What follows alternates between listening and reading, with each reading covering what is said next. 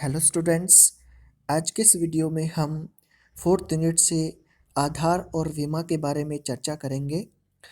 हमारे fourth unit में आधार और बीमा बहुत ही इम्पोर्टेंट है क्योंकि हर साल इससे क्वेश्चंस पूछा जाता है। आधार और बीमा किसी सदिश समष्टि के क्या होते हैं, उसको हम यहाँ आज उस पर हम चर्चा करेंगे और उससे संबंधित एग्जाम्पल्स को हल करेंगे। सबसे पहले हम देखते हैं आधार क्या होता है। आधार को किसी सदस्य समष्टि का आधार क्या होता है, basis of A vector space क्या होता है, इसको आज हम समझेंगे। सबसे पहले एग्जांपल लेते हैं।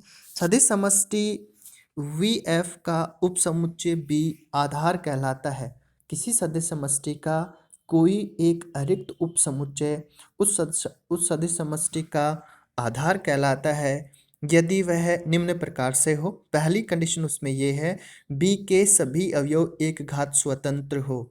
ध्यान दीजिए, जो अरिक्त उपसमुच्चय आप बता रहे हैं किसी सदिश समष्टि का, उसका अरिक्त उपसमुच्चय क्या हो, एक घात स्वतंत्र हो। एक घात स्वतंत्र हो, ये हमें ध्यान देना है क्योंकि उसके सारे अवयव हो जो लीनियरली इंडिपेंडेंट होने चाहिए। दूसरी बात, अरिक्त समुच्चय बी वी एफ सदिश समष्टि का जनक हो, अर्थात लीनियर स्पान ऑफ बी जो है, लीनियर स्पान ऑफ बी है वो क्या करे, सदिश समष्टि के वी एफ के इक्वल हो, अर्थात लीनियर स्पान ऑफ बी जो है सदिश समष्टि के प्रत्येक अवयव को जनित करता हो। तो हम बोलते हैं कि किसी सदिश समष्टि का अरिक्त उपसमुच्चय बी उस सदिश समष्टि का आधार कहलाता है, known as basis of a vector space V if first B is linearly independent subset of V and second B is linear span of P equals to vector space VF।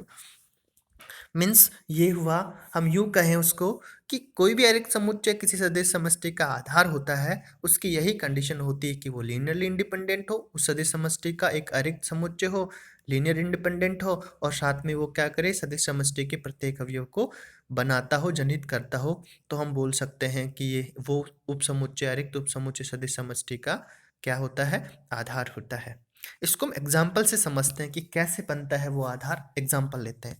मान लीजिए सदिश समष्टि एक वी एन एफ है, means इसमें N tuple type के अवयव हैं का उपसमुच्चय बी है और बी में जो एलिमेंट हैं वो E1, E2, E3 up to En है। E1 है वो है इस टाइप का है क्योंकि हमारा सदिश समष्टि क्या है, एन टपल टाइप के एलिमेंट्स है ना इसमें, तो फिर जो भी एलिमेंट उपसमुच्चय में होगा वो भी एन टपल टाइप का एलिमेंट होगा। और उसमें जो एलिमेंट फर्स्ट है वो E1 है, उसमें एलिमेंट E1 में है वन, E1 जो किस टाइप का है, 1 0 0 0 टाइप का है। E2 है वो है 0 1 0 0 अप टू 0 टाइप का है। इसी प्रकार से En जो है वो 0 0 0 अप टू 1 इस टाइप का है। माना कि अल्फा 1 अल्फा 2 अल्फा अदिश इस प्रकार से है कि alpha 1 E1 plus alpha 2 E2 plus alpha n En equals to 0। कैसे हैं ये, तो आपने कहा E1 E2 En, ये तो आपने कहा बी से हैं जो कि सदिश समष्टि VNF के किसी अरिक्त उपसमुच्चय से एलिमेंट हैं। आपने उसी के आधार पे कहा कि अल्फा 1 अल्फा 2 अल्फा n जो कि अदिश हैं और वो किस प्रकार से हैं कि यदि हम E1 E2 En का अल्फा 1 अल्फा 2 अल्फा n जो अदिश है उनके साथ लीनियरली कॉम्बिनेशन लेते हैं, लीनियर कॉम्बिनेशन लेते हैं, जो रैखिक संचय हम उसका लेते हैं तो वो 0 के इक्वल है क्योंकि ये तो वेक्टर्स हैं और एन टपल की फॉर्म में है तो 0 एलिमेंट होगा वो भी एन टपल की फॉर्म में होगा। तो हमें मिला अल्फा 1, फिर E1 के जो E1 जो एलिमेंट है वो हमने लिया, अल्फा 2 लिया प्लस अल्फा 2 लिया और E2 के एलिमेंट्स लिए अप टू, इसी प्रकार En के लिए हमने लिया, सिंप्लीफाई किया तो अल्फा 1 अल्फा 2 अल्फा n की वैल्यूज हमें 0 मिली है। अब उसके बाद में हमने क्या किया है, उसके बाद में हम देख रहे हैं कि ये कंडीशन तो होती है लीनियरली इंडिपेंडेंट की, अर्थात यदि हम अदिश का सदिश के साथ लीनियर कॉम्बिनेशन लेते हैं और लीनियर कॉम्बिनेशन के बाद ऑल जो अदिश हमारे पास है जो स्केलर्स हैं उनकी वैल्यू हमें 0 प्राप्त होती है, 0 मिलती है। तो उस केस पे हम बोलते हैं कि जो वेक्टर्स हैं वो क्या है, लीनियरली इंडिपेंडेंट हैं। तो आपको यहाँ से मिला कि E1 E2 up to En रैखिक स्वतंत्र हैं, मीन्स बी के जो एलिमेंट है, मीन्स बी आपका है E1 E2 En का एक सेट है, वो क्या है, लीनियरली इंडिपेंडेंट है। लीनियरली इंडिपेंडेंट तो हो गया, हमारी जो फर्स्ट कंडीशन होती है किसी किसी सबसेट की जो बेसिस होने की फर्स्ट कंडीशन उसको हमने लिखा है। सेकंड कंडीशन को हम देखते हैं। सेकंड कंडीशन था कि linear span of B, linear span of B, span of B equals to V N F होना चाहिए। तो हम यहाँ लेते हैं लेट एनी आर्बिट्रेरी एलिमेंट लेते हैं हम अपने, हमारे जो वेक्टर स्पेस है उससे आपने एक आर्बिट्रेरी एलिमेंट लिया। तो आर्बिट्रेरी एलिमेंट आपने लिया, वो एलिमेंट आपने कहा कि वी है, वो वी एलिमेंट जो आपने लिया वो वी है। और वो एलिमेंट किस टाइप का, क्योंकि हमारी सदिश समष्टि तो एन टपल की फॉर्म में है, तो वो एलिमेंट किस टाइप का हो गया, A1 A2 plus n tuple की फॉर्म में जो एलिमेंट्स अंदर कोऑर्डिनेट्स हैं एलिमेंट है वो है A1 A2 A3 to up to AN type के एलिमेंट हैं उसमें।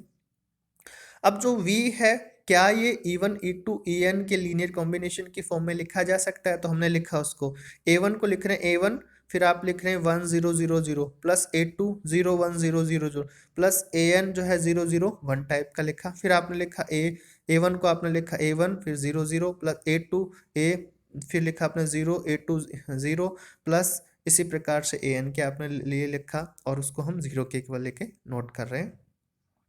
अब यहाँ आपको मिल रहा है A1 और A2 A3 AN के लिए आपने कहा कि ये जो एलिमेंट जो आपने एन टपल दिया है वो तो हम जो राइट कर रहे हैं उसमें E1 E2 AN के एक घात संचय के रूप में लिखा जा सकता है। तो जो एलिमेंट आपने आर्बिट्रेरी अपने सदिश समष्टि से लिया है वो एलिमेंट आपका था A1 A2 AN n tuple की फॉर्म में था, और वो E1 E2 EN के लीनियर कॉम्बिनेशन के रूप में लिखा जा रहा है।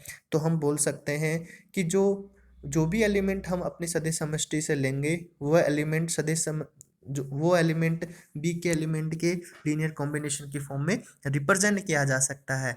अर्थात जो बी है, अर्थात हमारे पास जो बी वी एफ का उपसमुच्चय है, बी जो है उसका लीनियर स्पान है वो वेक्टर स्पेस वी एफ ही होता है। अर्थात every element of vector space can be expressed as the linear combination of the element of B.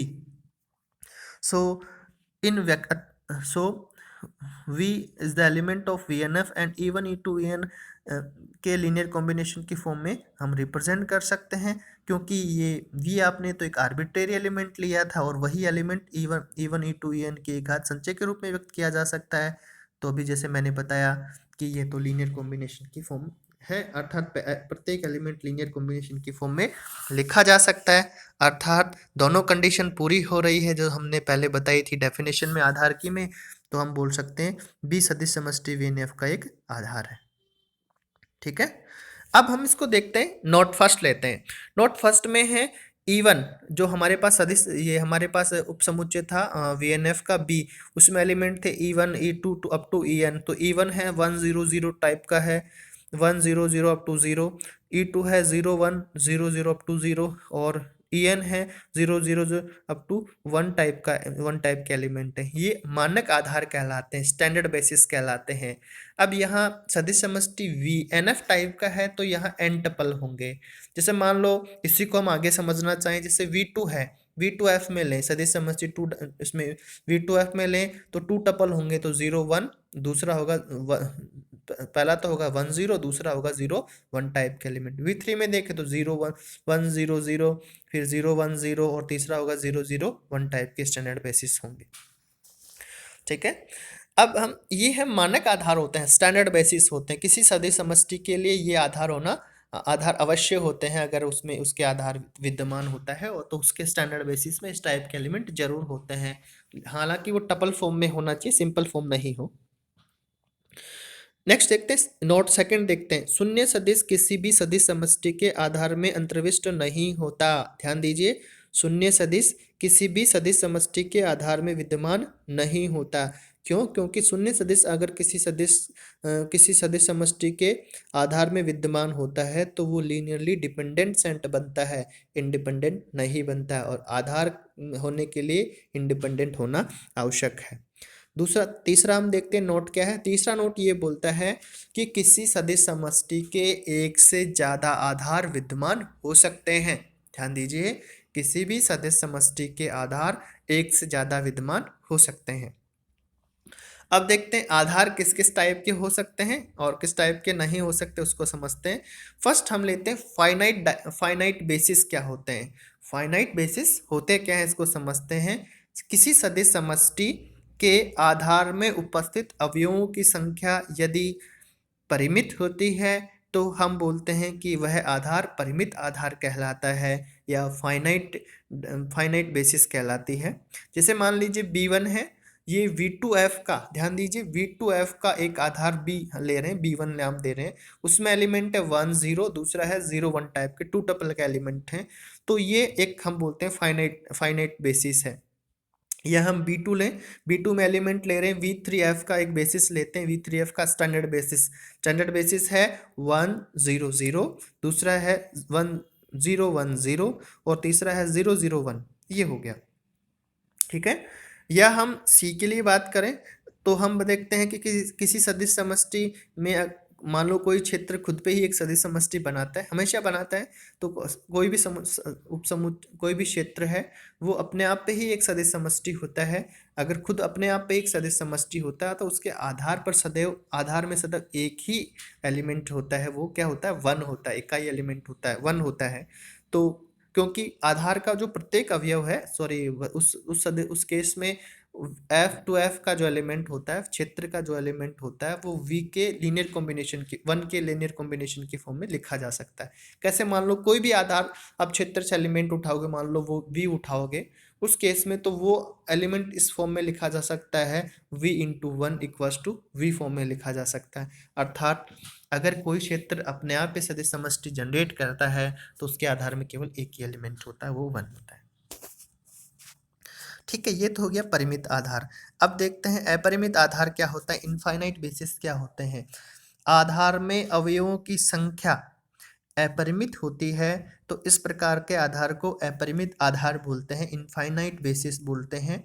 जैसे कि मान लो कि बहुपदों का जो हमारे पास सदिश समष्टि होती है जिसको एफ एक्स हम बोलते हैं, एफ कैपिटल होगा, एफ एक्स होता है, कैपिटल एफ एक्स होता है, तो उसके आधार में जो अवयव होंगे वो होगा 1। अगर x में एक्सपेंशन है उसका बहुपदों का तो 1x x square x to power 2 फिर अप टू x की पावर n और फिर अप टू आगे इन्फिनिटी तक चलता रहता है, क्योंकि उसमें टर्म्स काफ़ी इन्फिनिटी टर्म्स होती हैं बहुपद में, तो उसके आधार पर हम वहाँ ये लिख सकते हैं। तो ये एस टाइप के जो बेसिस होते हैं वो इनफाइनाइट बेसिस कहलाते हैं। अब लेते हैं किसी सदिश समष्टि का डायमेंशन क्या है उसको हम यहाँ समझते हैं। तो सदिश समष्टि के डायमेंशन को हम यहाँ समझ लें कि क्या होगा इसका डायमेंशन, तो इसको हम यहाँ समझें। सदिश समष्टि का डायमेंशन क्या होता है, ये काफी इंपॉर्टेंट होता है। हर बार एग्जाम में डायमेंशन और बेसिस के डेफिनेशन अक्सर पूछे जाते हैं एग्जाम में। सदिश समष्टि के डायमेंशन को हम यहाँ चर्चा करें तो ये क्या होता है, किस प्रकार से इसको हम लें, ये समझे यहाँ पे। तो यहाँ पर हम इसको लेते हैं, किसी सदिश समष्टि का डायमेंशन क्या है, लेते हैं किसी सदिश समष्टि का नाम दे सकते हैं VF के आधार में उपस्थित अवयवों की संख्या ही उस सदिश समष्टि का डायमेंशन या विमा कहलाती है। डायमेंशन क्या होता है, मान लीजिए किसी सदिश समष्टि VF के आधार में उपस्थित अवयवों की संख्या n है, तो वह संख्या n ही, जो कि अवयवों की संख्या है n ही, उस सदिश समष्टि का डायमेंशन कहलाता है। डायमेंशन को DIM of V equals to n द्वारा रिप्रेजेंट करते हैं। ठीक है, अब ये आधार जो होते हैं, ये आधार दो टाइप, हम इसको 2 टाइप से क्लासिफाई करते हैं। एक तो होता है फाइनाइटली डायमेंशन वेक्टर स्पेस या फाइनाइटली जनरेटेड वेक्टर स्पेस, परिमित द्विमीय सदिश समष्टि और अपरिमित द्विमीय सदिश समष्टि के 2 रूप से इसका क्लासिफिकेशन करते हैं। पहला, सदिश समष्टि के आधार में अवयवों की संख्या यदि परिमित हो, ध्यान दीजिए, सदिश समष्टि के आधार में उपस्थित अवयवों की संख्या यदि परिमित हो तो सदिश समष्टि परिमित विमीय सदिश समष्टि कहलाती है। सदिश समष्टि परिमित विमीय सदिश समष्टि कहलाती है। ध्यान दीजिए, सदिश समष्टि के आधार में उपस्थित अवयवों की संख्या परिमित, तो परिमित विमीय सदिश समष्टि कहलाती है। इसको FGV या FDVS से शॉर्ट में रिकॉल करते हैं, क्योंकि FDVS का मतलब होता है finitely dimensional vector space, FG का मतलब होता है फाइनाइटली जनरेटेड वेक्टर स्पेस होता है। अब इसको एग्जांपल से समझना चाहें, जैसे मान लो V2F है, तो V2F में जो के बेसिस में एलिमेंट होगा, V2F में 1 0 जो कि स्टैंडर्ड बेसिस का नाम ले रहा हूँ, 1 0 और दूसरा है 0 1, तो 2 एलिमेंट हो गया, तो V2F का डायमेंशन 2 हो गया। इसी प्रकार से V3 की बात करूँ तो 3, इसी प्रकार से V4 की बात करूँ तो 4 हो गया, और इसी प्रकार से F की बात करूँ मतलब क्षेत्र का खुद पे ही अपने आप में एक सदिश समष्टि बनाता है, तो FF की बात करूँ तो उसका डायमेंशन 1 होगा, क्योंकि उसमें एक उसके आधार में एक ही एलिमेंट होता है, वो भी नॉन जीरो एलिमेंट होता है। ठीक है, इसी प्रकार से अगर हम इनफाइनाइटली डायमेंशन वेक्टर स्पेस की बात करें, तो इनफाइनाइटली डायमेंशन वेक्टर स्पेस का मतलब होता है यदि किसी सदिश समष्टि के आधार में उपस्थित अवयवों की संख्या अपरिमित हो, इनफाइनाइट होती है, तो उसको बोलते हैं इनफाइनाइटली डायमेंशनल वेक्टर स्पेस या इनफाइनाइटली जनरेटेड वेक्टर स्पेस के नेम से कॉल करते हैं। जैसे कि मान लीजिए कोई बहुपदों का वेक्टर स्पेस है एफ एक्स, जिसको हम बोलते हैं एफ कैपिटल एफ, और एक्स एक्स में एक्सपेंशन होता है बहुपदों का। अगर एफ एक्स टाइप का कोई वेक्टर स्पेस है तो उसके आधार में जो एलिमेंट है 1x to the power 1 2 3 4 2 up to n और फिर इन्फिनिटी तक चलते रहते हैं। तो इस केस में हम देखते हैं कि उसके आधार में इनफाइनाइट एलिमेंट्स हैं, तो हम उस केस में इस केस में इनफाइनाइट एलिमेंट होने की वजह से हम बोलते हैं कि ये इनफाइनाइटली डायमेंशनल वेक्टर स्पेस या इनफाइनाइटली जनरेटेड वेक्टर स्पेस के नाम से इसको कॉल करते हैं। हमारे नेक्स्ट वीडियो में हम जो finally dimension vector space basis and dimension related जो एग्जांपल्स हैं उसको हम समझेंगे नेक्स्ट वीडियो में।